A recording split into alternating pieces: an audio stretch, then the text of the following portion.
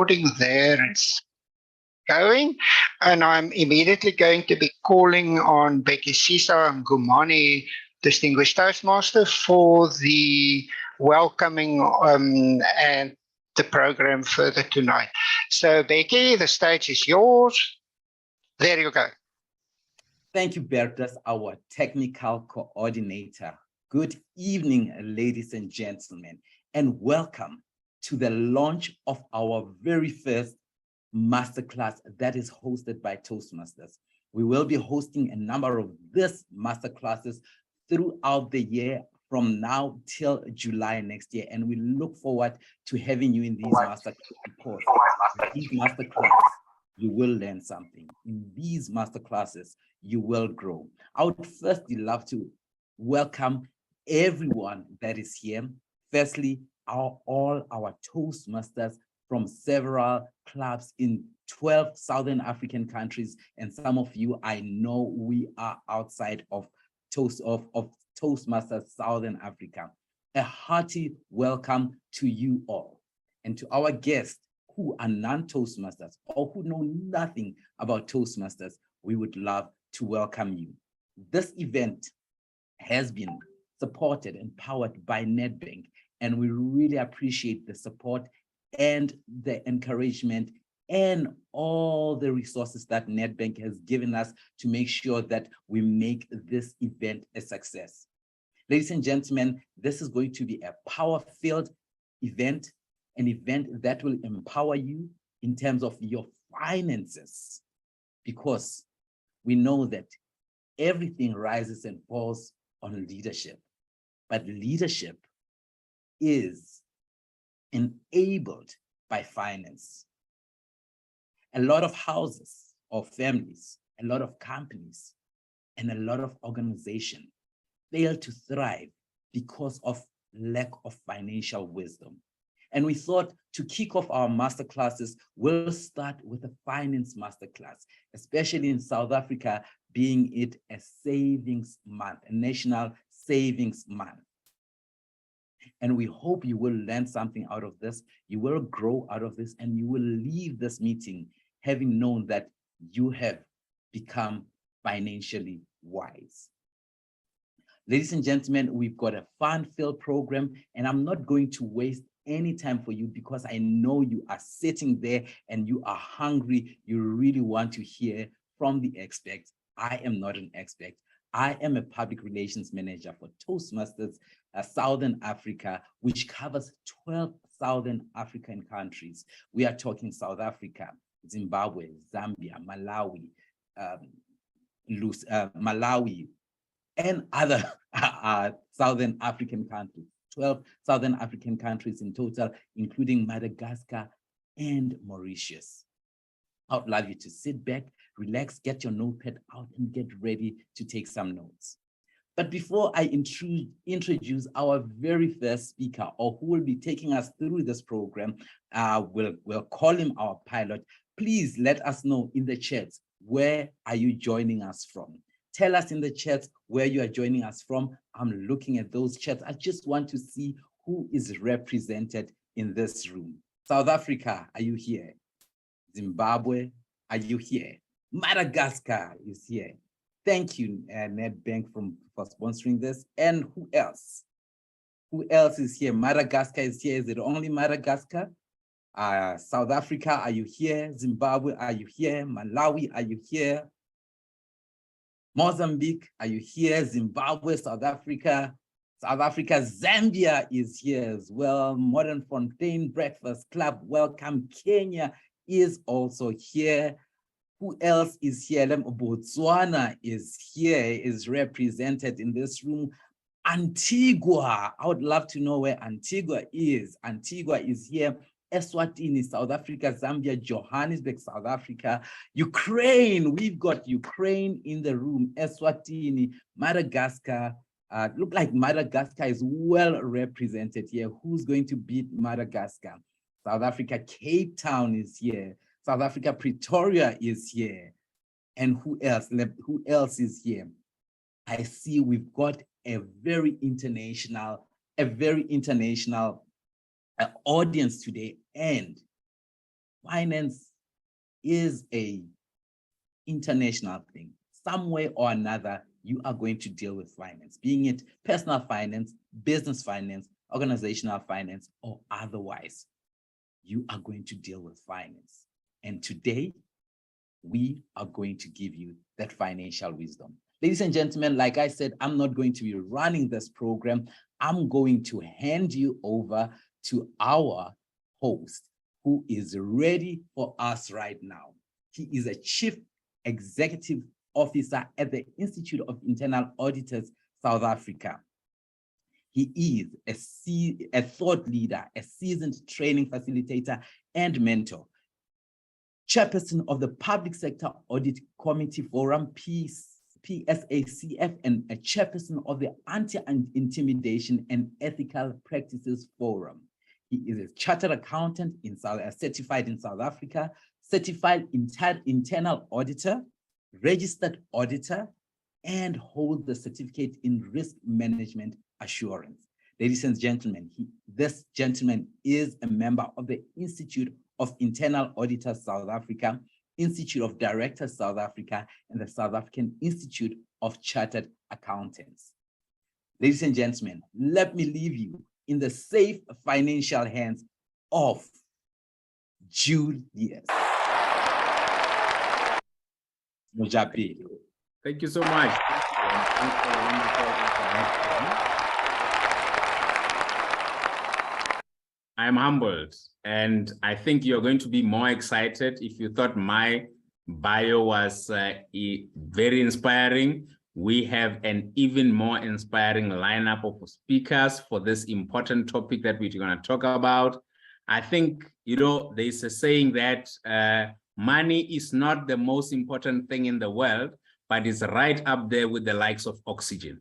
So money is a very important thing in our life, in our businesses, in everything that we do. As much as we can have friends, we can have family, we can have love and all that, a lot of things still need money for us to do them. And therefore, because we don't have an unlimited amount of this money, we need to learn how to live with this money in a very responsible way, whether it's in our personal finances, whether it's in organizations, whether you are in a small business, whether you are even in a non-profit organization. You can imagine non-profit organizations do not have an unlimited amount of resources, and therefore they have to do with what they have. Our strong panel today is going to take us through exactly that. We are going to start with the topic of managing personal finances, and then we are going to move on to the topic of managing finances in an organization. And then from there, we'll look at small business finances, and then we will also talk about managing finances in Toastmasters. So we are going to have a wide spectrum of angles that we're going to look at in the topic of money. So I want you to sit back, relax, and get your popcorns if you need to enjoy this session that's going to completely change your views and knowledge about the topic of money. Without wasting any further time, I'm going to then take us to our very first presentation that relates to managing personal finances, and that's going to be delivered for us by Nomsa Ngwenya and Finanace as well. So let me see Nomsa Ngwenya. I see she's already come up on our screen, and then Finanace as well. So Nomsa Ngwenya is a client relation manager at Allen Gray. Nomsa joined Allen Gray in 2016. She holds a Bachelor of Commerce and an Economics Honors degree, both from University of Pretoria, and a postgraduate diploma in financial planning from the University of Free State. She's passionate about financial literacy, investment education, financial markets, client servicing, and relationship management. She's not alone. She's joined by Finanace Kunaka. That's the client relation manager as well at Allen Gray. Finanace joined Allen Gray in 2012 and is currently a client relationship manager in the strategic markets team. He obtained his Bachelor of Commerce degree specializing in economic and finance from the prestigious University of Cape Town. He's got a Bachelor of Commerce honors degree in financial analysis and portfolio management, and a postgraduate diploma in financial planning. Finanace is also a certified associate of the Institute of Bankers of South Africa. So No question. We have the best on the panel. So I'm going to then hand over to you, Nomsa, and Finanace as well to share your wonderful insights with the audience. Thank you very much. Thank you very much, Julius, and good evening to everyone who's joining us on the call. Wow, it looks like we have a really international audience today. I hope the conversation is going to be great and you walk away with a lot of useful tips and insight. I'm just going to share my screen now. Can you see my screen? Maybe a thumbs up. Okay, great. All right, so as Julius mentioned, Nomsa and myself are both client relationship managers at Allan Gray, and we basically work in a team that actually aims to do presentations, and it works with organizations such as Toastmasters. We go to companies, we speak to employees there, and we try to educate people about investments and the different products which are out there, so that when those people eventually do make decisions regarding finances and investments, they're actually making informed decisions because they now have the knowledge that was presented to them. So this is going to be the agenda of what we'll be covering. We'll be looking at who we are as Allan Gray. We'll also have a look at your role when it comes to investment success. And then we'll also have a look at setting financial goals. So who exactly is Allan Gray? Well, the company Allan Gray was founded by a man called Dr. Allan William Buchanan Gray, who was born in South Africa, and he studied at Rhodes University. After that, he went to Harvard University in the US, where he studied his MBA. And then after working for a few years in the US, he came back to South Africa and he started Allan Gray Proprietary Limited, the investment firm. That was in 1973. Today, Allan Gray is now one of Africa's largest privately owned investment management firms. And we've got assets under management of 513.2 billion rands. We've got 1,399 employees and 26 investment professionals. Those 26 investment professionals are responsible for managing our clients' money and deciding which companies and assets we're going to invest in on behalf of our clients. Our purpose as a company at Allan Gray is to build long-term wealth for our clients. That is our primary objective. And to do this, we balance generating investment performance with the risk incurred in generating that performance. At Allan Gray, we define risk as the probability of permanently losing our clients' capital. And our clients are very diverse and they come from all different walks of life. So for example, they could be companies, pension funds, trusts, stokvels and investment clubs, and ordinary people just like you and me. At Allan Gray, we've followed the same investment philosophy and the same set of values since our inception. So this slide that we're looking at now shows Allan Gray's investment philosophy, okay? And we apply this investment philosophy regardless of what the market cycle is, whether there's a war between two different countries, or whether there's a big trade war, or whether there's flooding or high interest rates and high inflation. This is the investment philosophy that we stick to when it comes to picking companies that we invest in for our clients. So the black line that you can see sloping up on the right-hand side, that represents the intrinsic value of a company. So that represents what the true value is of a business. And our investment team calculates this value of a business by looking at things like a company's profit and loss statement, looking at their cash flow statements, speaking to the management team, going out and doing site visits, also assessing the competition that that business is in and seeing what the business environment is for that company. So after doing all of that research, which we all do internally and in-house, they then identify what the intrinsic value or the true value is of a business. Sometimes, if you look at the red line, this represents the share price of a company. So this represents the actual price that you can go to the stock market and buy the share of a company at. Sometimes the share price of a company trades much higher than what the intrinsic value is. And that means that that company's share price is overvalued. It means that it's being bought and sold and traded in the market for much more than what the true value is. And that may be because it's just very popular and there's a boom. At other times, the share price of a company can trade for much less than what the intrinsic value or the true value is of a business. And that means that that company's share price is now undervalued. It means that there's a lot of negative news that might be out there in the market, and people are buying and selling that share for much less than what its true value is.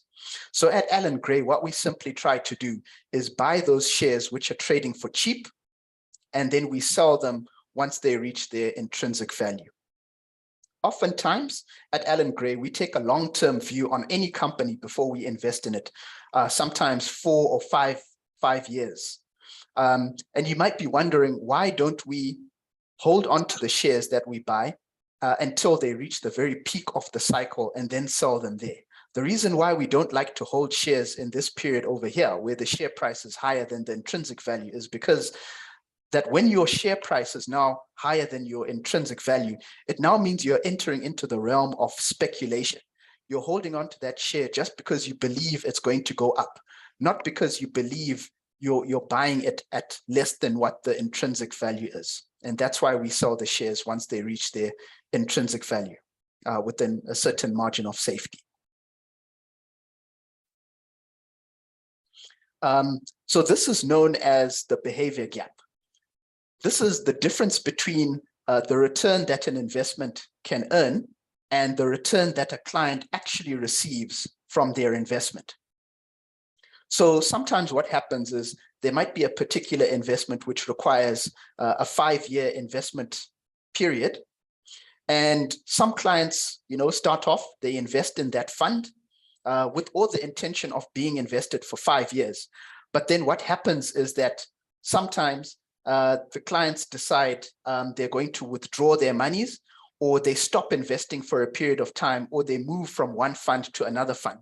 And as a result of that, the actual return that the client receives is much less than if they had just remained invested for that entire period. And that difference in performance, we call that the behavior gap. We know that shares don't move in a straight line. They're volatile. They go up and down. And they go up and down as a result of emotions on the stock market.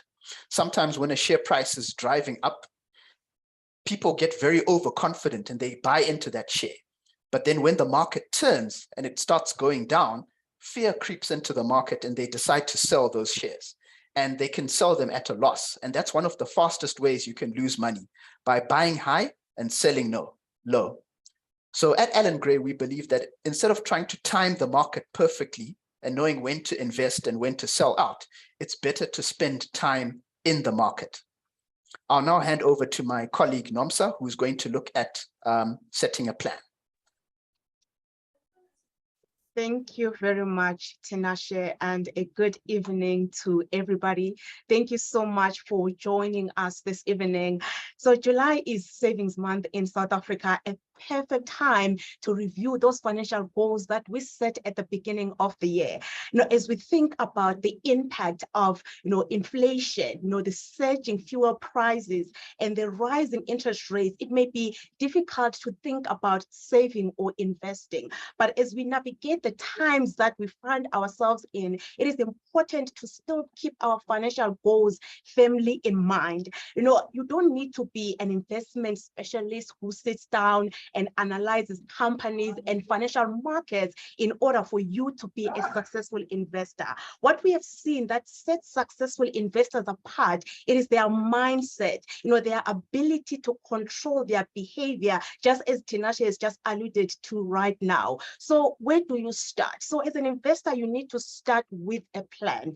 What is it that you are saying saving toward? What is your goal? Is it to have a retirement plan in place? Are you saving towards your having an emergency fund, or is it just to, put your children to the best of schools? So once you are armed with defined goals and you have an investment plan in place, you will be able to stay the course and achieve those financial goals that you have. And also what would be useful also is to try and identify any barriers that may stand in the way of your goals that you have set, the path that you are going. In the last 3 years, we learned the importance of having an emergency fund. And according to statistics, in South Africa, it is said that less than 10% of South Africans are able to retire financially independent, which means we need to be talking about that retirement planning. So at Allen Gray, we've got different products that are designed to really help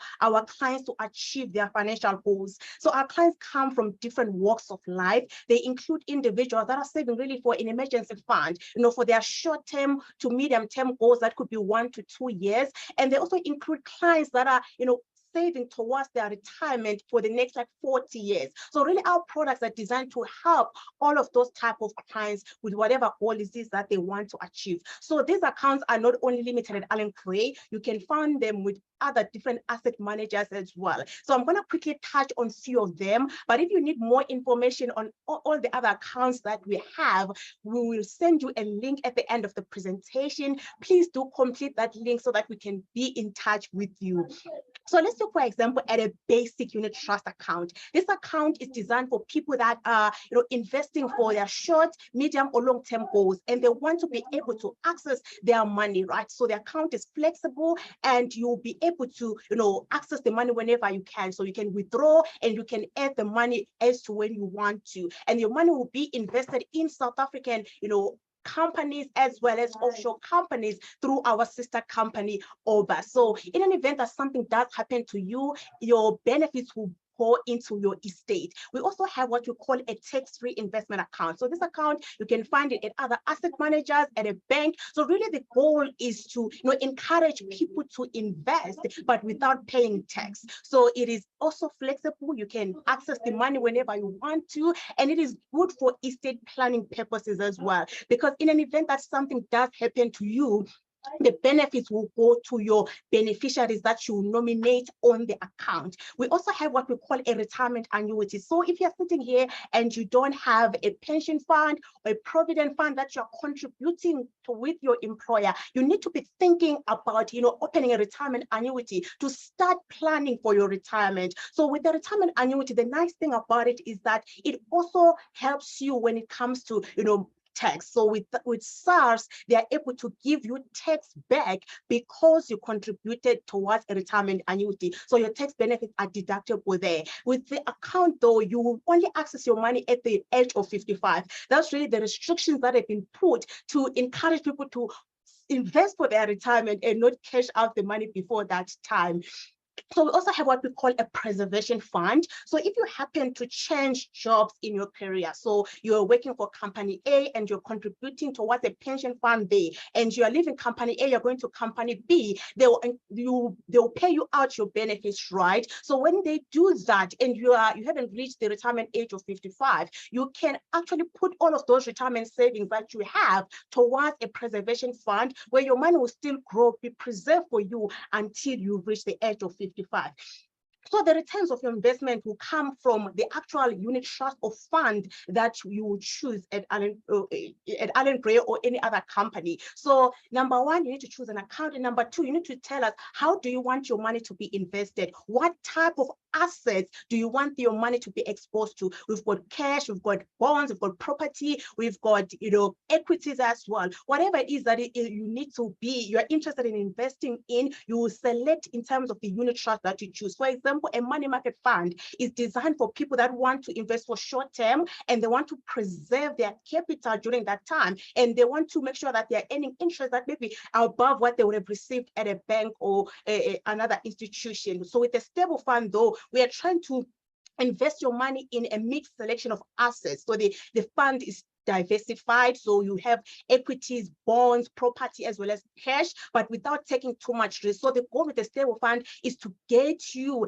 interest inflation beating returns in a period of 2 years. So the balance fund is also diversified. It aims to, generate you good, returns over a period of 3 years or more. So really the goal there will be to grow your capital over that time. And an equity fund is aimed to invest mostly in shares, like the name says, it's equities. These will be, shares that are listed in your JSE. So these are type of portfolios that you can choose depending on your timeline, as well as your, how much risk or what type of an investor are you? Are you conservative or not? So we usually chat to clients and they say, okay, Nomsa, where do I start? So at Allan Gray, we have, designed a prototype web-based application. It's not an app yet, so you will need to, complete that link that I told you about earlier, so that we can give you access to play around with this application. So what it aims to do really is to help you define what you are investing towards. You'll be able to track your progress, and on that you'll be able to set rules for yourself.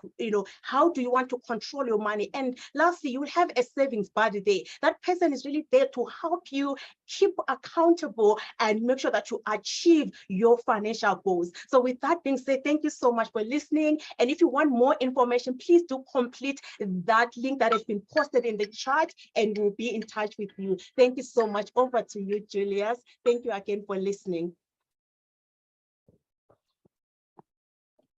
Wow, fantastic. Please join me in giving a big round of applause to our speakers. Nomsa, thank you very much for that wonderful presentation. I think we've all learned a lot. We've picked up a lot, and I think you just support what I said at the beginning, that money is a very important topic that we need to talk about as individuals. One, it's always nice when you wake up, you go to work, but as you'd have seen, there are products that we need to learn about that are talking about what's going to happen when I cannot work anymore. Those are, so that's the kind of things we've learned.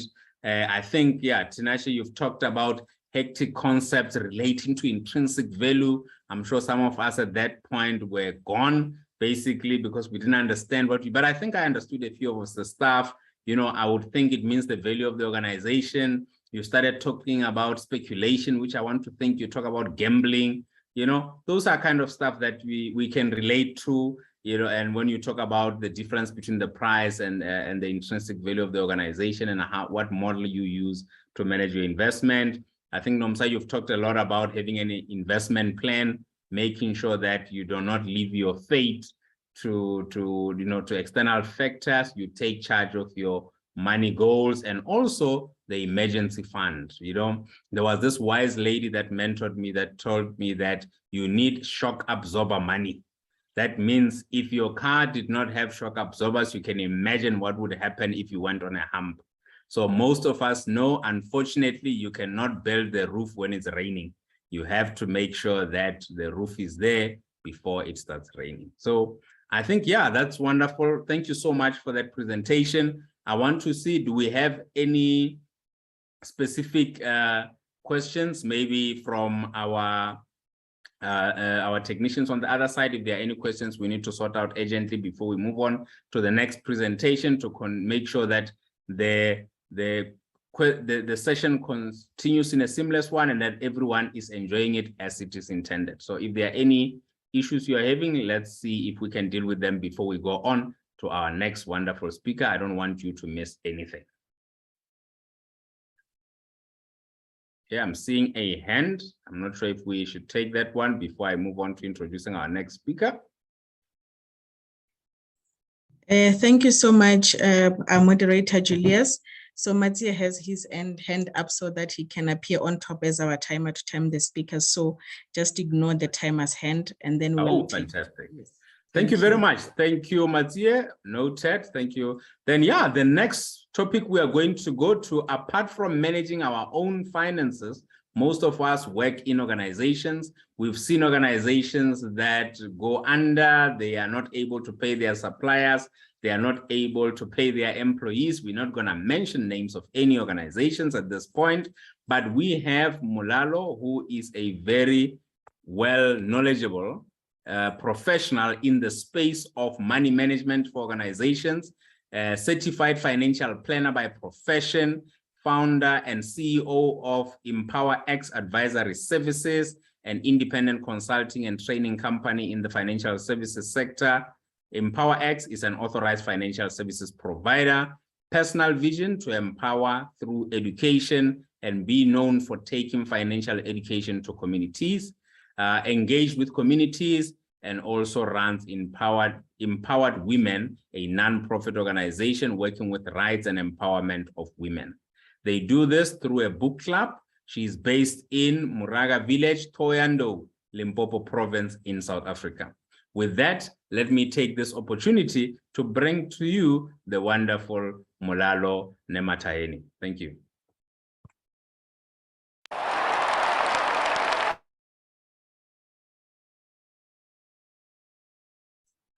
Thank you very much for the warm welcome. My name is Molalo Nematayeni, and for tonight, I'm going to be sharing about managing finances for organizations.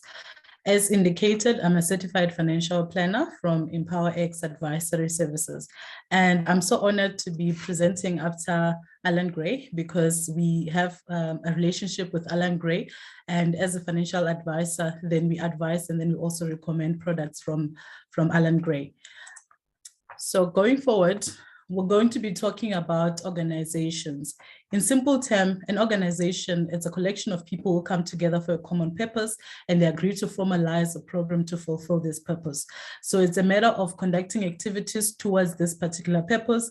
And when there is profit, which means that the income is access to the expenditure, this is used in order to benefit that purpose.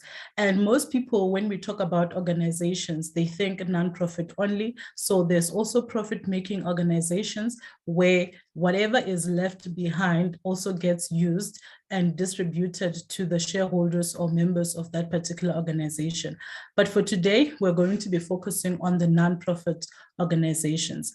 And when it comes to nonprofits, they are commonly known by different names. There is non-governmental organizations, some call them community-based organizations, civil society organization, public benefit organization, trust, foundation, charity, or religious bodies and institutions like churches.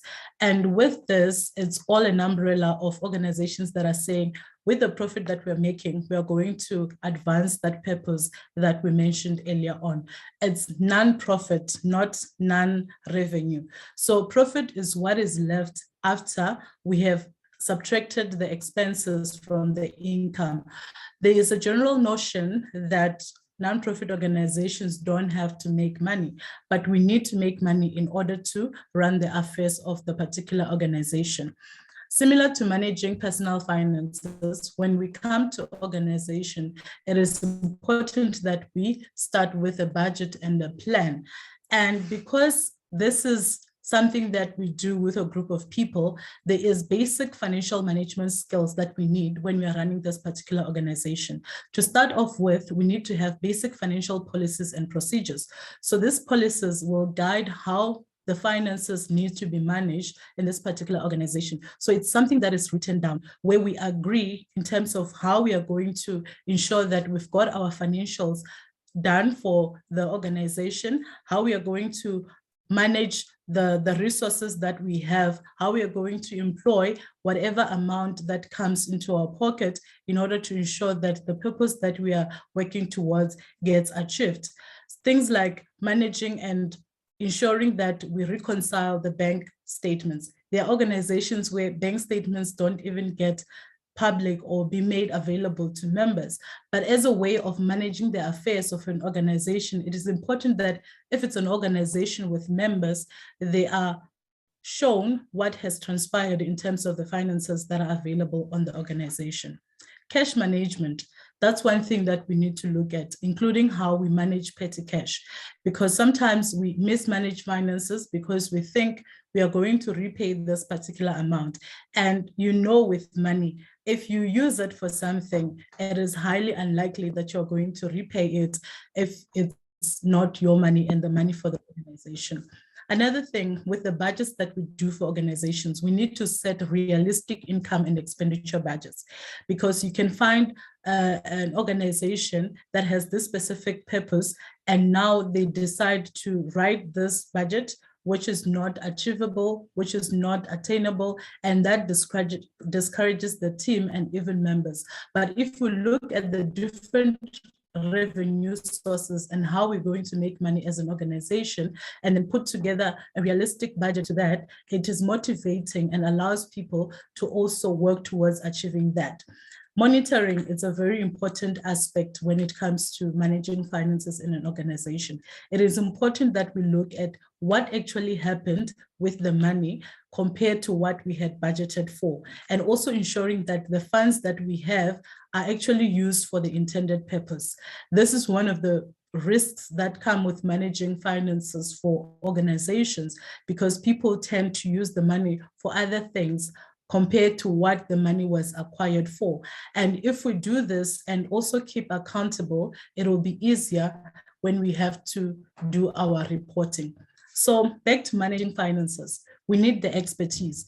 Depending on the size and the type of organization that we are running, we would need people that are experts in the field of managing finances. And the danger is that in some organizations, people get elected to be in these positions, not because of their ability, but because they are well known or people voted them in.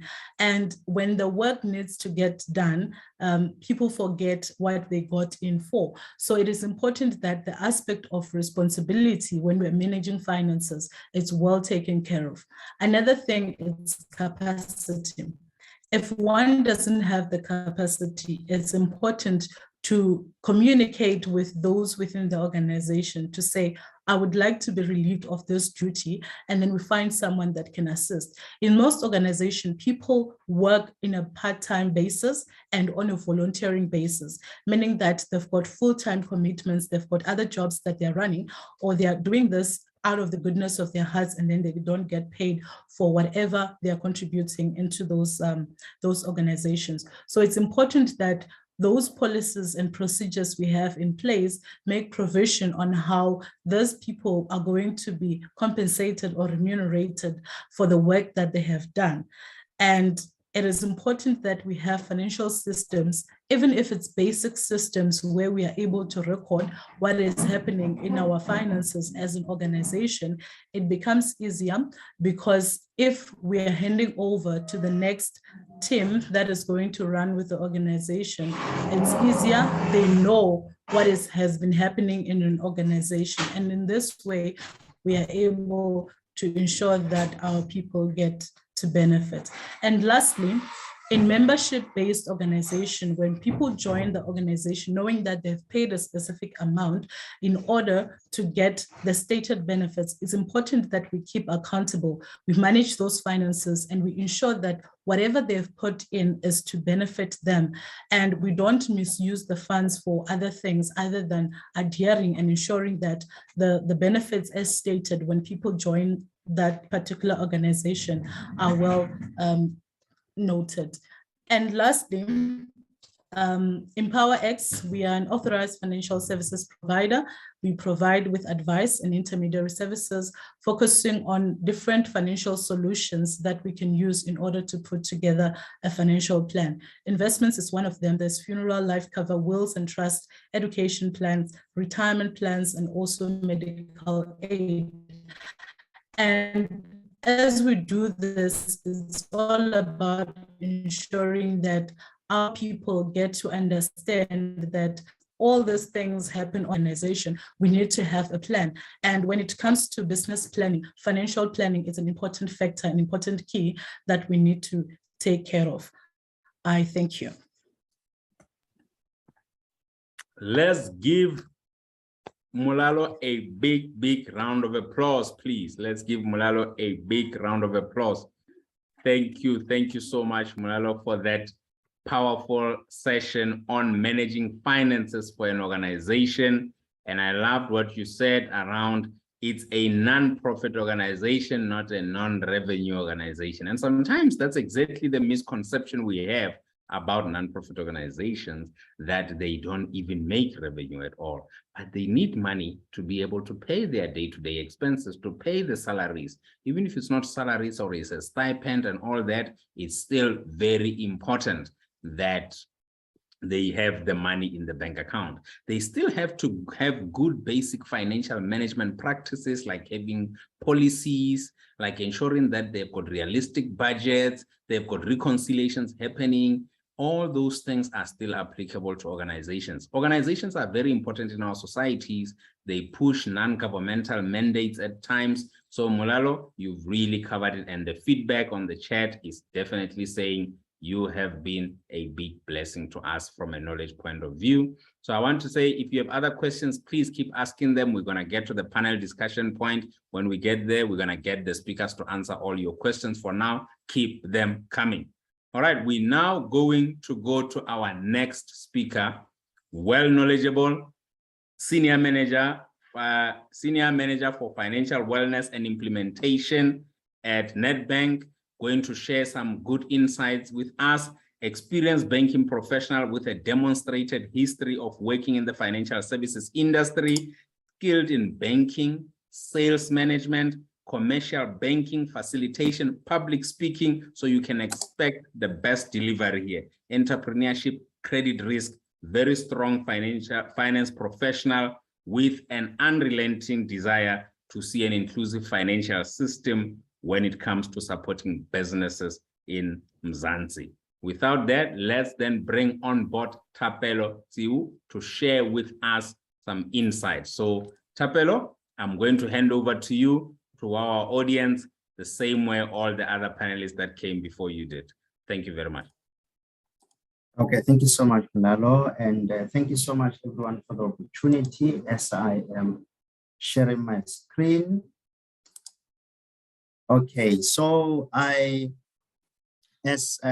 Julius has mentioned, I am a senior manager at Nedbank, and I work for a department called Financial Wellness, and that is where we run financial education programs and business literacy programs for our staff, as well as for the general public. So it is quite a pleasure and a privilege to be part of this session today. So my topic for tonight is really around small businesses, and I would take it that coming from all the countries that you all belong to, and some of our South African counterparts, some of you already have businesses, some of you are aspiring to run businesses one day. And so I've put together something that is quite basic, and for those that are already in business, you would then consider this as a wonderful refresher for yourself. So I hope that you will find value in a few tips that I'll be sharing with you. So I think to begin with, it is really to ask ourselves what a budget is. So I think we have always been focusing, and especially now that it is a savings month, on personal budgeting. But I haven't really come across where we really sit around and find out exactly, how do you really put together a business budget or a budget for your business. So what is exactly that? So a business budget is really an overview of your business finances. It really outlines the current state of your business finances, and that would include your income and expenditure. And then you will also get to have a view of your medium to long-term goals, things that you'd like your business to achieve. And really that is something that you will need to determine. And then a business budget is what will really get you there. So why is a business budget important? A business budget is important because it will enable the business owners to make informed financial decisions for the business. Whether you want to buy a new bakkie, you want to buy new machinery, you want to buy new office equipment, you will need to be able to be guided by some sort of a business budget to make those kinds of decisions. And it also helps you identify where to cut spending or to grow revenue. It also helps you to access funding to grow your business. So it is quite important then to really be cognizant of drawing a business budget for your business. So at Nedbank, we really use our financial expertise to do good. So we do also cater for small businesses. We have wonderful value proposition for catered for small businesses, all the way to large businesses. But I will be focusing squarely on small businesses in this particular event. And our value proposition is really based on building healthy relationships. And without building relationships between the bank and the business owner, then it is not easy really for the business to, or the business owners to understand how and what kind of value one can get from a bank. And so I'd like to encourage you, wherever you are, to please visit simplybiz.co.za. To the other sessions that I normally run, I refer to it as the Twitter for small businesses. It is where you will get so much information from cash flow. Maybe you want to do some costing for your business, and maybe the type of business that you have, it is not built in such a way that traditional loan products that we probably offer are not really conducive for your type of business. So we also list the alternative financiers that maybe you can consider, such as venture capitalists, and also some seed investors that would maybe look into your business and listen to your business concept and so forth. So I really encourage you to please go. I think I'm doing not so much justice to it. Please feel free to visit business simplybiz.co.za. I do have a slide in the end just to give you another glimpse into what you can find on SimplyBiz. But as we then continue on business budgeting, it would really begin with really starting with the first step. And the first step in you drawing your business budget is really identifying or determining the sources of income in your business. Now, what basically we'll be sharing here is really not cast in stone, because there are many elements really that affect the success of a business. But I think it's quite important with the business that you are running or that you're considering to run, to really find out what sources of income can you draw out of this business. You'll find that, for an example, you are a freelance writer, and the sources that you can get from that, from your business, is that you can charge people for freelance writing. You can charge for online courses. And I think somebody has been unmuted. Okay, thank you so much. And also maybe you can also do consulting for other emerging writers as well. So you'll find that the business that you have has many other different sources and streams. So very important to identify those kinds of opportunities for the type of business that you have. Or it could be that maybe it's a normal business with one source of income. Maybe you are just selling muffins. So very important to identify exactly how many sources of income is your business able to provide for you.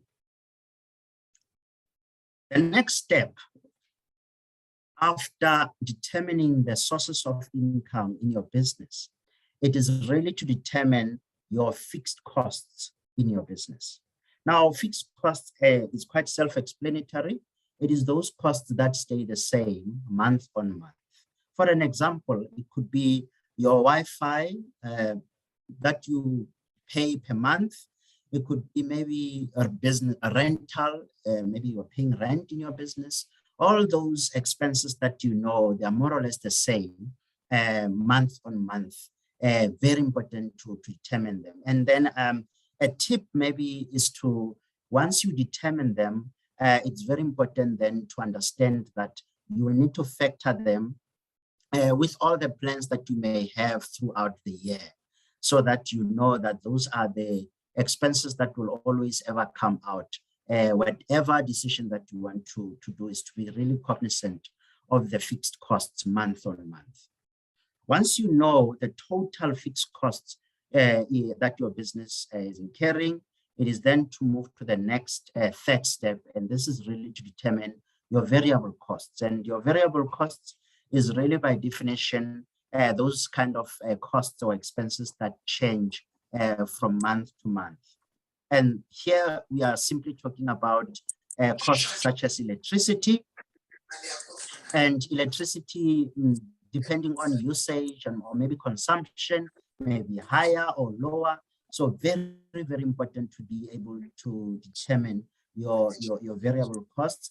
You may not know, I think over time, you may be able to determine as to more or less how much are you paying on average on electricity in your business. But then very important tip to share is that those months where you maybe made more profit in the business, you may maybe want to buy more electricity because electricity is a variable expense. So that those days or those months where you have made less profit, then you would still have that more electricity enough left, and then you may not have to spend more. Maybe this little profit that you've made for the month can be redirected to other components in your business. So that is maybe how you can deal the variable expenses to approach it in that way. And then moving on to the next step really is to also be able to be cognizant of the one-time spends in your business. And by the one-time spends is simply to really talk about things like your office furniture. Maybe you want to buy a new laptop in about 3, 4, 5, 10 months in your financial year. So very important then to factor those kinds of spends when you are busy drawing up your business budget to determine whether there will be enough to cater for that. So very, very important. And so there would be planned one-time spends, such as the one that I've mentioned. You want to buy an office furniture or you want to buy a new laptop, but there are also unplanned one-time spends or the unforeseen expenses that you may incur, such as a broken a laptop. So very important maybe to build some sort of a buffer. I think in personal budgeting, we would refer to those as like your emergency funds of some sort. And I think my colleagues earlier have mentioned that as well. So very important to, make provision for the unforeseen so that when that time comes, you don't feel the burden, or your business doesn't feel the burden of now you having to, eat away some funds that were not planned for those one-time spends. And then moving on to the next step is really now where you then put all of these that I've mentioned, putting them all together, your total expenses, and then you compare the inflow of cash in your business and the outflow of cash to be able to determine whether will there be enough surplus, for instance, or just as an overview, where are you really standing in terms of your business? What is really the picture that your business is giving you? So those are the steps that maybe you wanna follow to be able to do a budget for your business.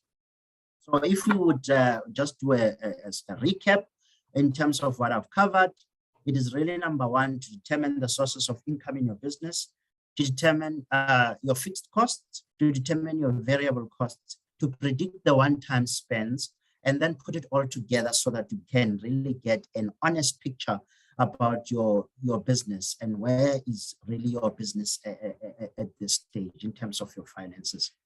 And then why that is important is really to make an informed decisions in the future, to identify maybe where to cut some spending or where you could be able to grow your revenue, and also to see how you can source funding. And sourcing funding and also got to do with where can you really find funding? Can you maybe determine it in the business, or is it something that you will require you to go and approach financiers and so forth? So just to leave you with a few value adds that we have at Nedbank, if you get a chance, I'd like you to please visit our website. Wherever you are, nedbank.co.za, you just look for a tab somewhere there that says business, and you follow it, and then it will lead you to a very nice booklet. It has been in demand, especially for people that are starting businesses, and you really need to be kept abreast of the things that you should not skip, things that you should be cognizant of in your journey to run your business.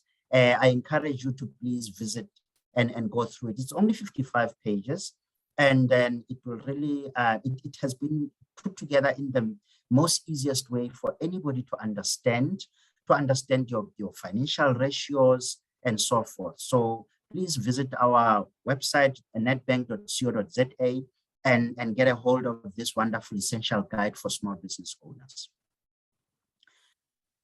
So again, you are also more than welcome. Maybe you've got some questions, you want to speak to somebody, you want to ask somebody about some tips in terms of running a business or starting a business. So what you maybe want to do is maybe register your ticket on simplybiz.co.za, and maybe there will be like a spot there to ask some questions, and then our fellow colleagues will then be able to get back to you. But then what are the things that you can find on SimplyBiz is that you can be able to network with other businesses within your industry. You can be able to maybe get some alternative funding or many other ways in which you can get funding, or processes that can guide you to get funding. You can be able to advertise your business on SimplyBiz. You can be able to get some discounts there. You can be able to get some skills. You can also be able to get some referrals and leads on SimplyBiz. So I hope that those would sort of be quite beneficial for you. And I just want to say thank you for the time. Let's give Thapelo a big round of applause. Thank you so much, Thapelo. I could see the feedback on, they loved your presentation. Very practical, simple, straight to the point. Money can be very intimidating. I found a very nice quote that's from Ido Koyeni Khan, who says, when money realizes that it is in good hands, it wants to stay and multiply in those hands. So, the simplicity with which you've outlined how we manage our money, I think the concept of fixed and variable costs, sometimes we don't know. When we've got too much money, we forget that some costs are not going to change. So even if in this month we don't have too much, like you talked about electricity, you might find that, I've learned in the house that we buy a lot of electricity in winter. I remember one time I had to go to the municipality because I thought something was wrong with my meter. It must have been faulty, because the amounts I was paying that month were twice more than the amounts I was paying in the previous month. So even in a small business, there will be times like that where some costs go up and go down. So it's very important that you are prepared. And like you say, try and predict those one-time expenses, the ones that come out there and there. You get a new employee, they need a laptop. You get a new employee, you need to buy a new desk. All those things don't happen every month, but they can make a very big dent on your financial budget. Thank you very much. And also making sure that you position yourself to get funding for growth. If you are not going to get your budgets in order and all that, no one is going to trust you with their money if you don't even have the budgets to manage your own money. So with that, let's give Thapelo another big round of applause. I want to say thank you very much. Keep the questions coming. When we get to the panel discussion, Thapelo is going to take some time to answer those questions. As we go to our final speaker for the evening, the one and only Kia Mogetsu Molebale. We mostly refer to her as Kiamu. So she is a chartered accountant in South Africa, a tax specialist. She is an academic, a financial wisdom advocate and coach, District 74 finance manager. You can see that smile is saying Toastmasters is home.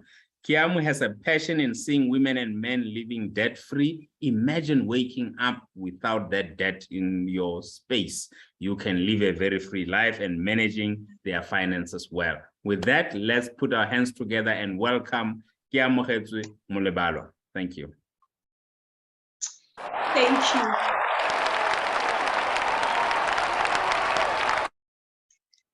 We are redefining leadership in Africa. Our CEO often says that Africa has a drought of leaders. We have a drought of ethical, accountable leaders, not just leaders. And Toastmasters is a platform where you can hone your skills And as you hone your skills, it's not just communication, it's also infusing financial wisdom. Mulalo, when she spoke, she was referred to how PBOs or non-profit organizations are managed. And I hope as a club treasurer, as a president, you are also thinking about your Toastmasters club. You were thinking about your budget. You were thinking about being accountable to your members knowing exactly how much their renewal fees are and the exact breakdown. I hope that's what was going through your mind as she was presenting. But she said one thing. She said that we need experts to manage our organizations. The beauty with Toastmasters is that you join and you learn these skills while you are in the club. So we don't want you to be an expert treasurer. This is an organization where you can develop those skills. If you struggle with your financial management, then become a treasurer. Then you will know how to manage. You will learn how to draft a budget for the club. When you can do it for the club, you can then apply it in your own life. That is infusing financial wisdom. So today, as I look at how can we manage our finances in Toastmasters in light of everything that we have heard from the different speakers, I want to say I will focus on two things. And these two things, I believe, they really redefine leadership in Africa. Number one, compliance. Number two, accountability. Compliance with what? Compliance with the laws and the regulations. Toastmasters clubs have a club constitution that we need to adhere to. We have guidance on how to use our club funds. And mostly, as a club president or as a treasurer, you also have a club success plan that I can refer to or mirror to what? To the financial goals that Nomsa was referring to. Because each club sets goals and those goals need to be funded. So that is compliance. Are you aware as a leader in Toastmasters, even in any organization, that the existence of that organization, it might just be on your shoulders? Club treasurer, if you receive those renewal fees and you don't pay them over to Toastmasters, the club might stop to exist. And that is not in adherence to the policies of Toastmasters. So that is the first part of managing our finances, ensuring that we are compliant with the regulation of Toastmasters. We are really following up on the club success plan and ensuring that the club is paid up. All the members, as they join, they are paid up with Toastmasters International. Number two, accountability. Are you accountable as club leaders to your members? As I said earlier, do they know the breakdown of the renewal fee? Do you, if we have Toastmasters members, do you know the breakdown of that renewal fee that you are paying? And how do you get it? How can we get it? Firstly, the treasurer needs to start with drawing up a budget. I think we are hearing this for the 10th time today. Yes, we draw budgets for our clubs. And in drawing the club budget, where do you get the information from? Number one, speak to the ongoing treasurer or the president. If they've never prepared a club budget in the previous year, you can just take the bank statements and start from there. You'll be able to identify the expenses that the clubs incurred in the prior year. That will give you an idea. And you'll be able to see how much got in. Then you can start to work on your estimates. So that will be your starting point. And from that, you will be drawing a realistic budget.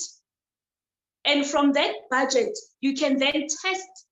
If you know that you are paying 900 renewal fee, just check, because the renewal fees, the membership fees that we get are essentially the income, although 80%, 100% of it goes to Toastmasters International. But as part of that, there are club dues that goes to the club to be able to manage the admin cost of the club. So that's what you will be earning as a club. See if those club dues will be sufficient to cover the expenses that you have listed.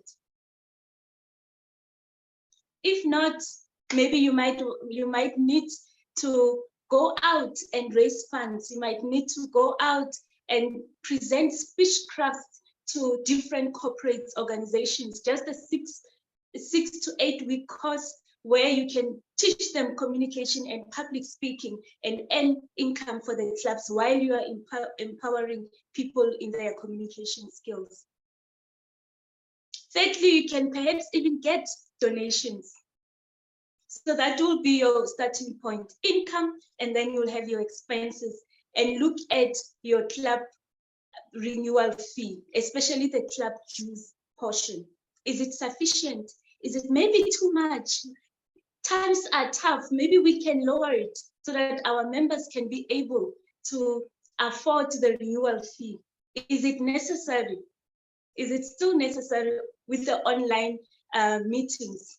So those are the questions that you should be interrogating as a club president and treasurer and the rest of the leadership team as you draw up the budget. Secondly, what happens after you've drawn up your budget? You need to present it to the members. You need to show them this is the renewal fee.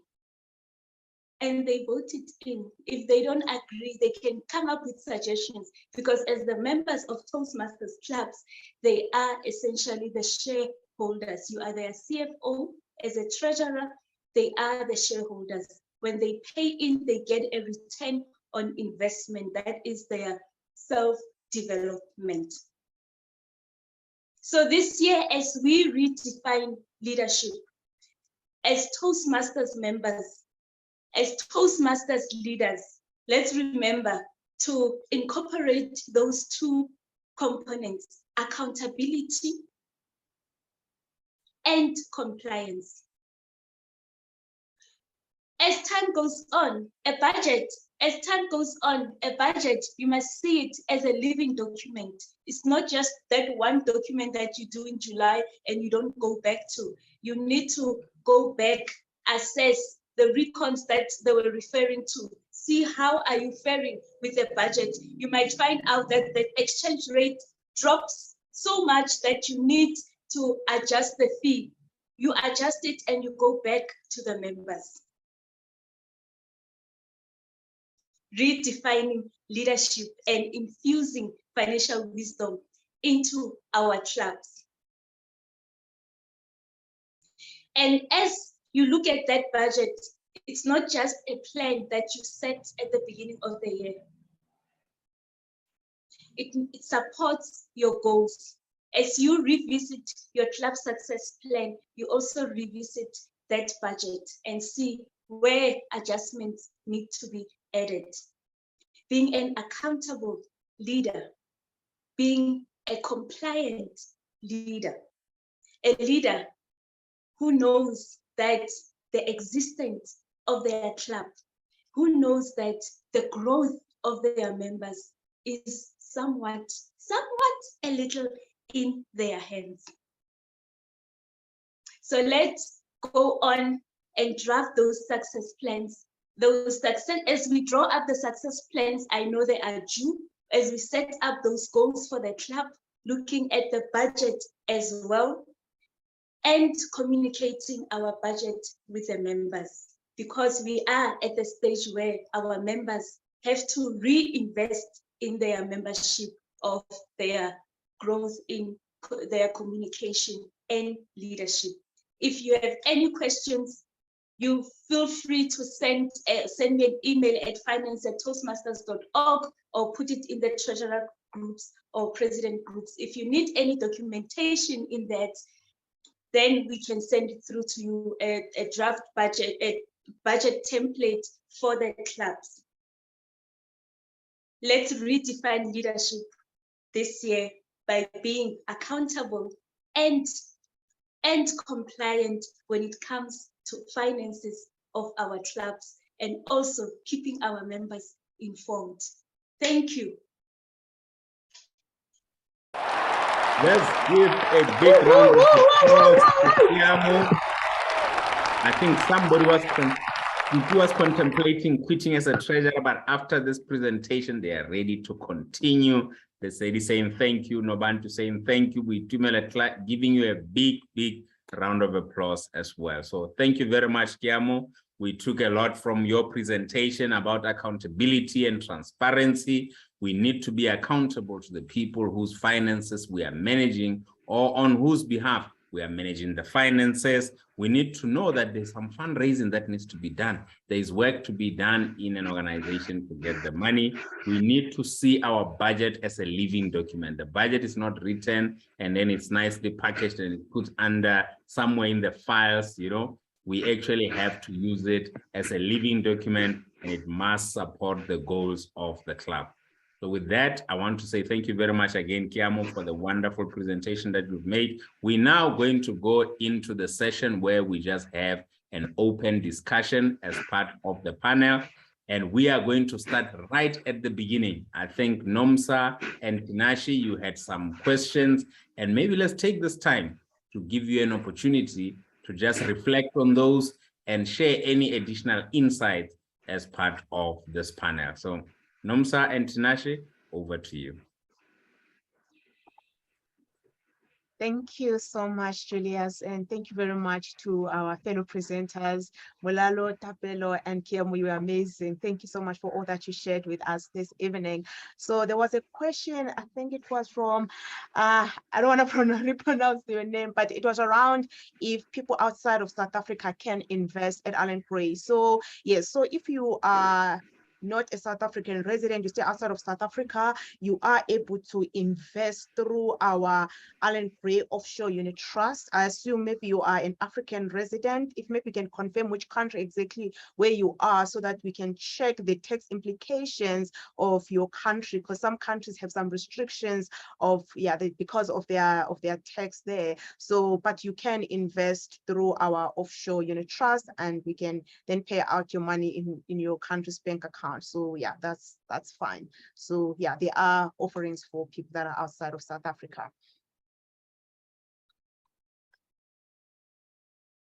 Thank you. There was an earlier question which came in, which asked about like, what are the fees that you can expect to pay? Well, generally speaking, when it comes to investment managers' accounts, there are three types of fees that you could pay.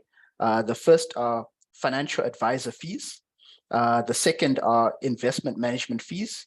And then the third, we call them administration fees. So if you come directly to Allan Gray, you won't have to worry about paying any financial advisor fees at all. But if you decide to open up your investment account with the assistance of a financial advisor who can actually guide you and tell you like which product and which fund to pick, that financial advisor may charge you a fee for the service, but that fee is negotiable between the client and the financial advisor. The investment management fees, those fees will then come to the company that's actually managing and growing your money. At Allan Gray, we charge performance-based fees. So depending on how our funds have performed against their benchmark, if the funds perform very well, we might charge a higher fee. And if the funds perform poorly and perform less than their benchmark, we charge a lower fee, or sometimes we even charge a negative fee, and we actually pay money back to the clients because those funds have underperformed. And then lastly, the third type of fees are the admin fees. Those basically would cover things like the running of your account, the sending of the statements, the sending of the tax certificates. Typically, those could be around 0.5% that you could expect.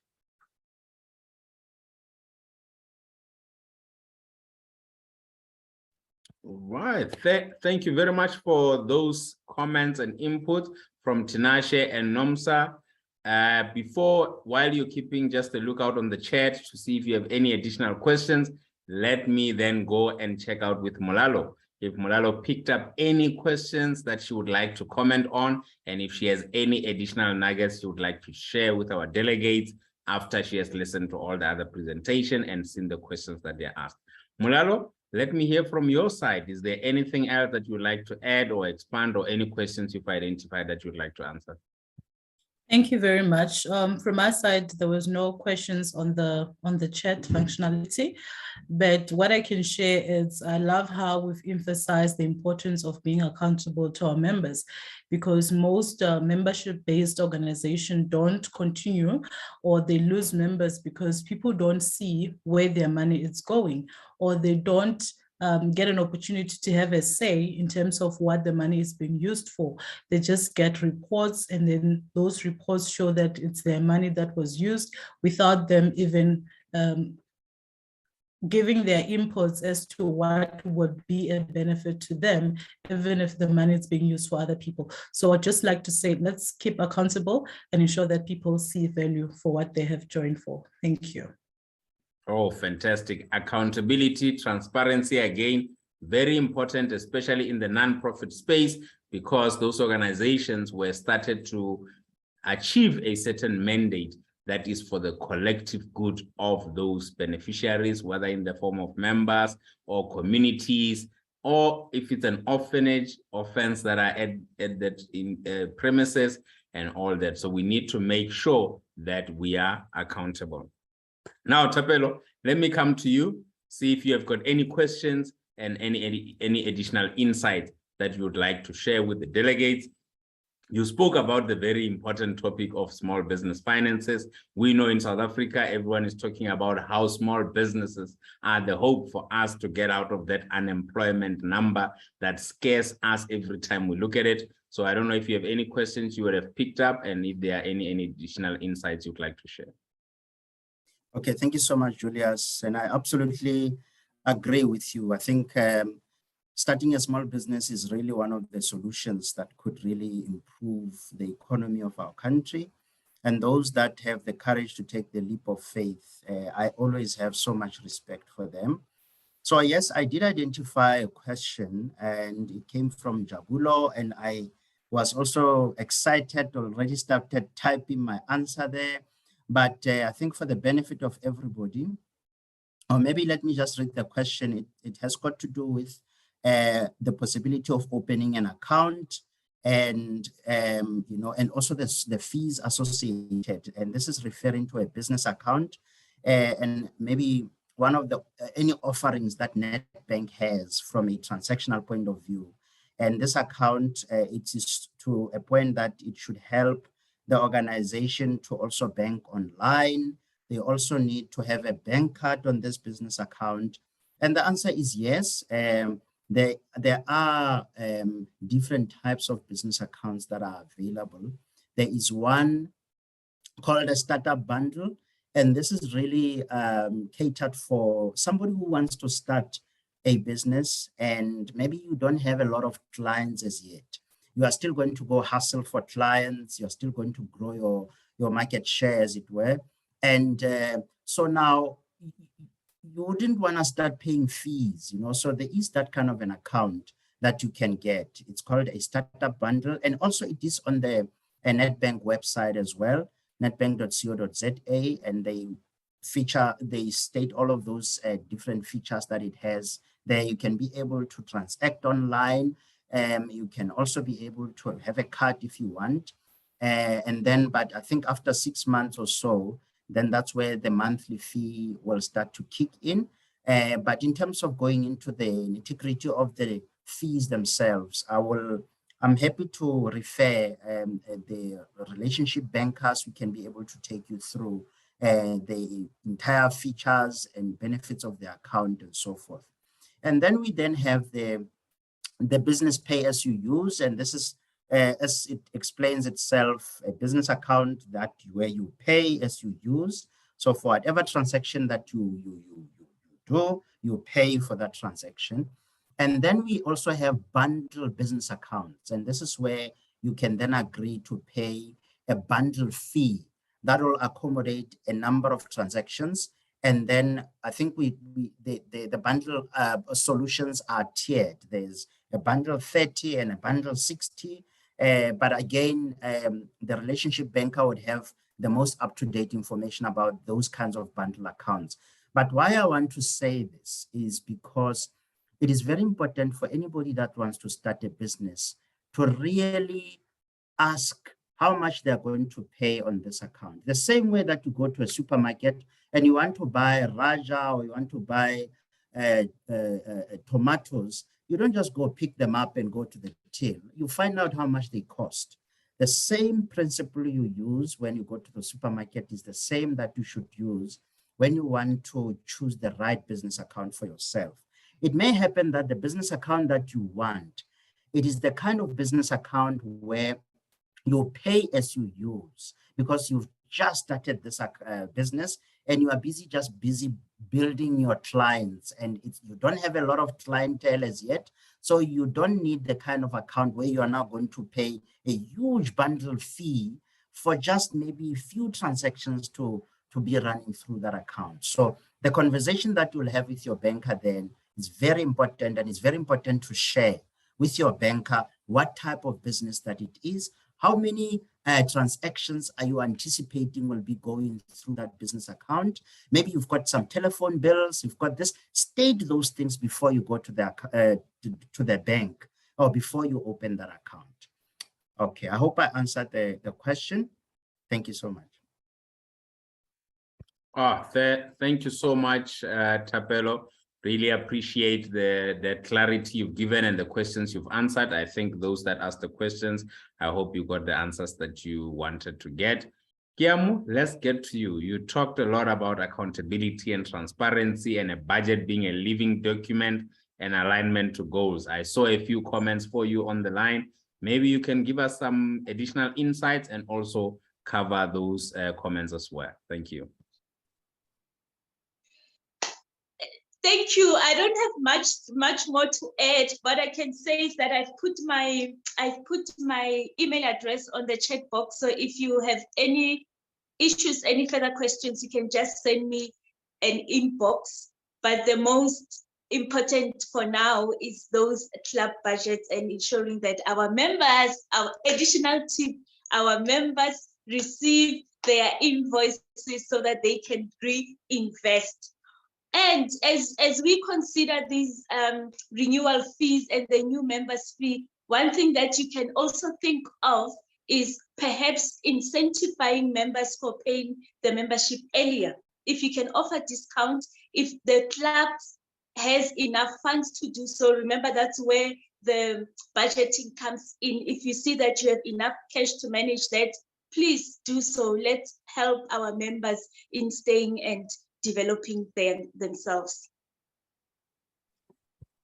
Thank you very much. I want to take this opportunity then to ask us to give a big round of applause to all our panelists, starting from Nomsangwenya Tinashe Kunaka. Thank you very much, Mulalo Nemathaeni, Thapelo Tsiu Kiamu Mulebalwa. Thank you very much. You've been wonderful. We enjoyed the insights that you shared. And I want to thank you for the opportunity you've given me to be your host, to be able to be your ring announcer for such a event of this magnitude. I think we've all learned a lot. I want to close before I hand over to Bhekisisa Ngomane to give a quote from Benjamin Franklin, who said, "Beware of the little expenses. A small leak will sink a great ship." So don't wait until you have a lot of money to start managing it. Make sure that you can manage the small money that you have. Look out for the small expenses so that your big ship does not end up sinking as well. Over to you, our distinguished Toastmaster, Bhekisisa Ngomane. Thank you very much. Wow. Wow, wow, wow, wow. All I can say is wow. Thank you, Julius, for taking us through this event. And truly, ladies and gentlemen, I have gained so much financial wisdom in this just about an hour, 30 minutes, bringing the powerhouses, people who are experts, people who know how and how to talk about money and how to take that wisdom and impart it to us. Ladies and gentlemen, in Toastmasters, we say, where leaders are made. And as I've said when I started this event, we know that finances are enablers. And as leaders, we want to be enabled to make sure that our visions, our goals become a reality. And if we cannot manage finances, that is where organizations, businesses, families, including countries, start to suffer.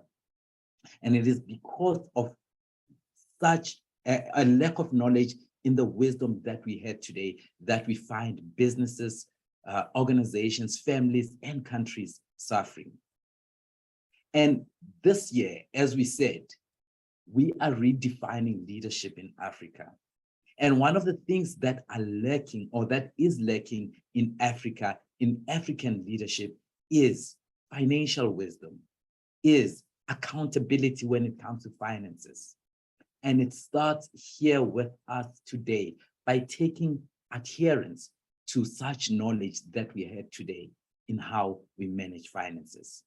Ladies and gentlemen, in Toastmasters, we say where leaders are made. And this is where I'm inviting you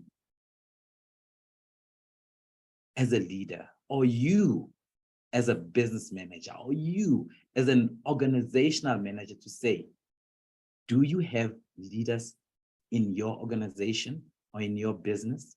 Or would you love to improve your leadership skills or your presentation skills or your public speaking skills? You see, as a leader, now and again, you will have to talk to your people. You will have to talk to your organization, or you will have to cast your vision. And I'm inviting you to say, come and get started with a Toastmasters club. Or even better, go back to your organization. Let's see if we can help you establish a Toastmasters club. Our social media sites, on Twitter, you'll get us at TMI74. Communicate with us there. Let's help you get started in Toastmasters. Let's help you get a club started in your organization. On Facebook, get us as Southern Africa Toastmasters. Southern Africa Toastmasters. Start a conversation with us there. Let's help you get started in Toastmasters. Let's help your organization to start a Toastmasters club right inside your organization so you can build leaders from the inside. Or you may contact us on our website, which is www.toastmasters74.org. And you just click where to find the nearest Toastmasters, or you may just contact us on their telephone numbers that are listed there. Let's help you get started with Toastmasters. I'd love to thank everyone that stayed in this meeting. At some stage, we are sitting at 164 people. Now we are sitting at 124 people that stayed around to learn financial wisdom. I hope you took those notes, and I hope you are going to take that wisdom and apply it in your own life, in your own organization, in your own business. And if for some reason you are heading a country, in your own country. That is what we need right now. And a special thank you to all our facilitators. Firstly, from Julius Mujapilo, who was our moderator, who did this job with such splendor. He did it like he's done it every time. Julius, please consider working on radio. You've got a voice for it, you've got a face for it, and you've got an articulation for it. Thanks a lot for running such a smooth program. And not forget getting Nomsangwenya and Tinashe from, they are from, I remember now. They are from, please remind me. Alan Gray. Alan Gray. They're from Alan Gray. Thank you, Nomsa and Tinashe, for imparting that knowledge on personal finance, because it starts with personal finance, how you invest your money, how you put away your money, and how you make sure that your money grows. And we went on to go to our to Morado, who spoke about organizational finances from Empower X, right? Empower X. Thank you, Morado, for taking us through that, especially here in Toastmasters. We are such an organization, which is a nonprofit organization. And I like how Julius put it. We are a nonprofit organization, but we are not a non-revenue organization. So we need to find ways to make revenue and to keep that revenue. And from Nedbank, who were helping us put together this event and helping us with all the resources, thank you from Tapelo Tsiu, who spoke about small business finances. And this is the backbone of a country. How we make this country operate, we need to empower small businesses. Thank you, Tapelo, for taking us through that segment. Ladies and gentlemen, I would love to thank Kiamumu Levalwa, who was the brain behind this masterclass, for also taking us through how you, as a treasurer or as a president, can manage your finances of your club. And if you are not a Toastmaster, this is a way you can learn how to manage finances in your business by coming into a club, be a treasurer, then grow as a treasurer. Then from there, you can take those lessons and apply them in your business or organization. It was great having you here. Please get in touch with us. Our next masterclass will be on there. Mukiti, can you please remind me? I had the date here. For some reason, I lost it. Mukiti, On the please remind me. 23rd of August, 2022, same time, same place. 23rd August 2022, we'll have our next masterclass. And this one, guess what it will be on? It will be on women leaders. We've got experts, again, that will be coming here and talking about women in leadership, and would love you to come. Even if you are male, sometimes you have to deal with women leaders, or sometimes there is another woman that you want to empower to get to that level. Being it Women's Month next year in South Africa, yes, we will be having that masterclass. Come and join us again and tell more people about it. Please get in touch with us. Ladies and gentlemen, it was great having you here. Thank you for joining this masterclass, and I hope you have learned something, as I have also learned something. And whatever you've learned, you'll go and use it wherever you are plugged, being it in an organization or even in your country or even in your business. It was great having you here. Let's continue redefining leadership in Africa by having financial wisdom. Bye-bye.